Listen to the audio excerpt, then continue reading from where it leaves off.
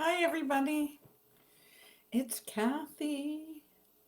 I'm here tonight to talk about kombucha. So I'm glad everybody can join me. If you're here, I'd love to see a hello and let me know where you're from. And let's get started with kombucha. Um, I'm not sure how many people are familiar with it, so that's what we're going to talk about tonight. But first of all, let me introduce myself. I'm Kathy. I'm a steep tea or sipology consultant, as well as a tea leaf reader, providing 30-minute or 60-minute tea leaf readings or tarot card readings on Sundays, Tuesdays, and Fridays are the days that I do the readings. So anyways, let's get into kombucha. If you're here, please let me know that if you've tried it before. Have you bought it in the store? Have you tried to make it on your own? What do you know about kombucha? I've been having people ask me lately some questions, so I thought I would come and answer some of those questions. If you if you have questions, remember that this guide from Sipology is available too to answer some of your questions. But let me get into it. What do we know about kombucha, or what kind of things have I been asked about kombucha? So it's really starts with a tea base. So what you do to make it real simple is you kind of make an iced tea, and then you add what they call a Scobie into that iced tea and let it sit for days, usually days, maybe more than a week, depending on how mature your Scobie actually is. And oops, sorry. Um, and then it adds a bit of bubbles and some really good antibiotics, or sorry, probiotics. Um, and that is why we want to drink kombucha, because it's got a lot of health benefits to it. So if you're a yogurt person, and I personally have problems with the lactose and prefer not to have a yogurt, so the kombucha is a really good alternative for me to get some of those benefits that you might get from a yogurt. So that's one of the main reasons why I love my kombucha, and besides all the wonderful flavors. So um, but we'll get into the flavors in a few seconds. Let me just answer some of these. So why would you want kombucha? As I said, the answers are the probiotics.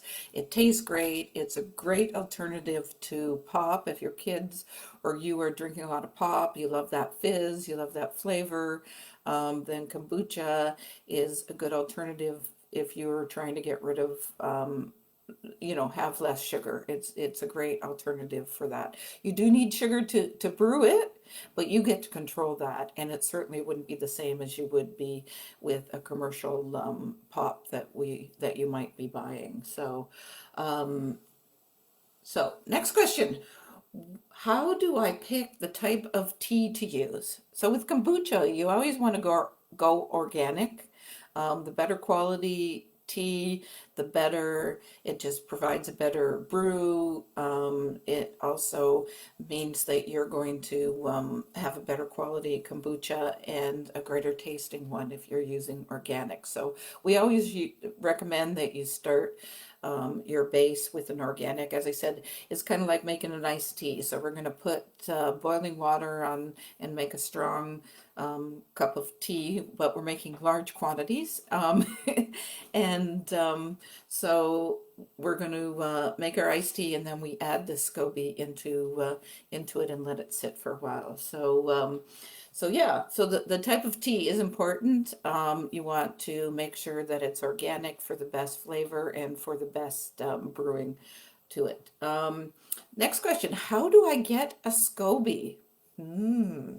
That is a tough one, because you can buy them and they kind of come like a yeast, and they're like little, I haven't actually seen them, but I know on Amazon, like you can kind of get a powdery SCOBY, and then you let it sit in water, and but that takes a while.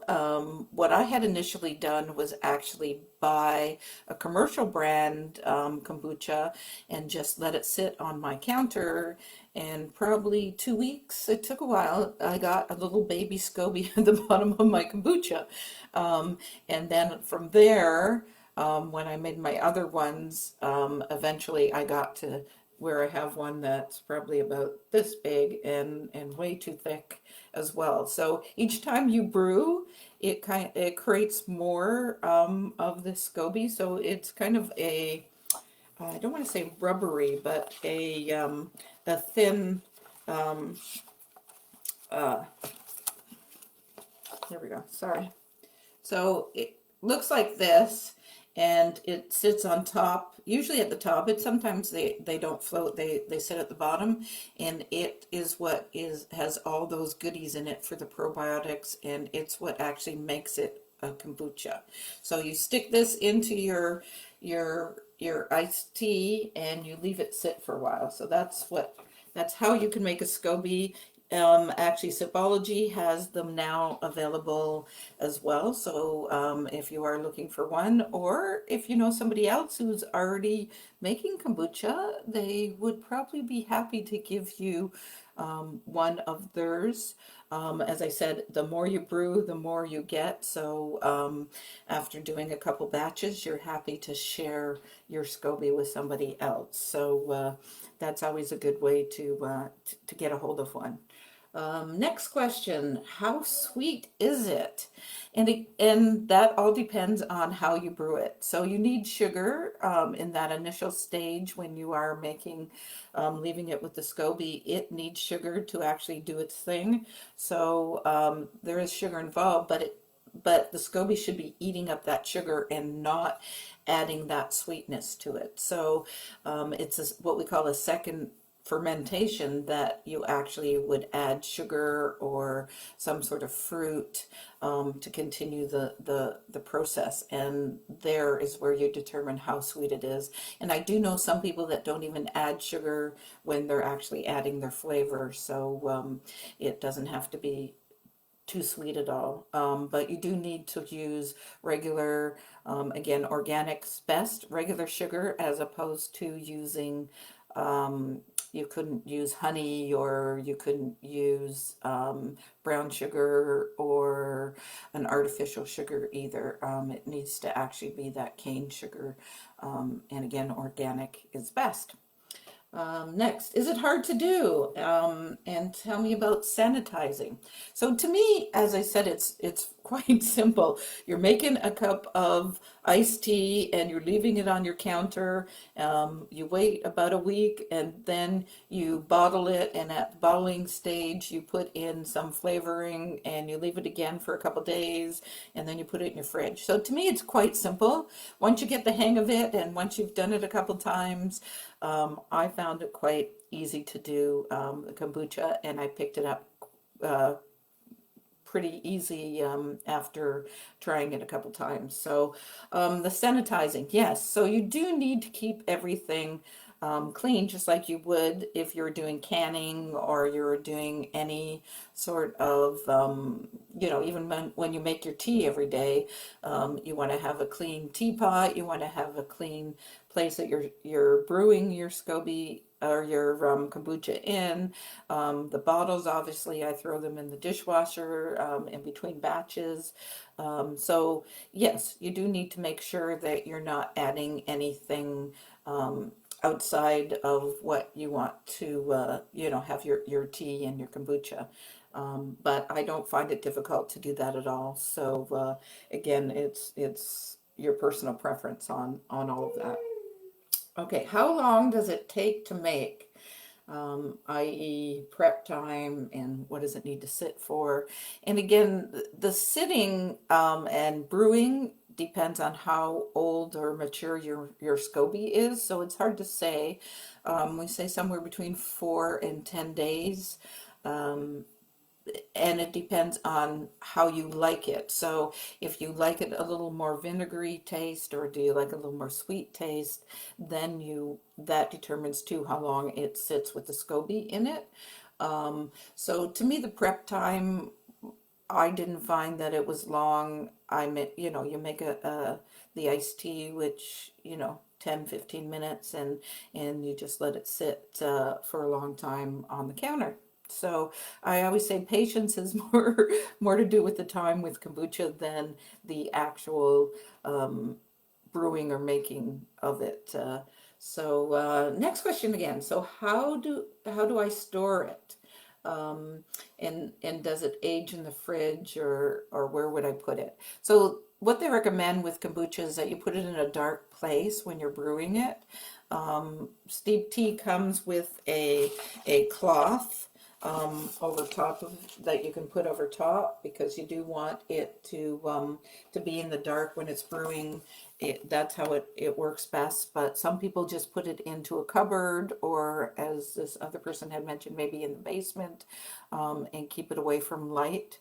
That's when it brews the best or the quickest for you. So you would keep it in the dark, is best for the SCOBY to work. And yeah, where would you store it? Again, depending. I actually just keep it on my counter because it does like to keep warm. That's why you put it in the fridge once it's been flavored, so that it will stop with the fermentation. But when it's on the counter, you know, a summer day is better than a winter day, depending on how you like to keep your room temperature as well. So again, that determines how long you need to keep the SCOBY in for it to brew. How long does it keep? And what happens if I need to keep it longer?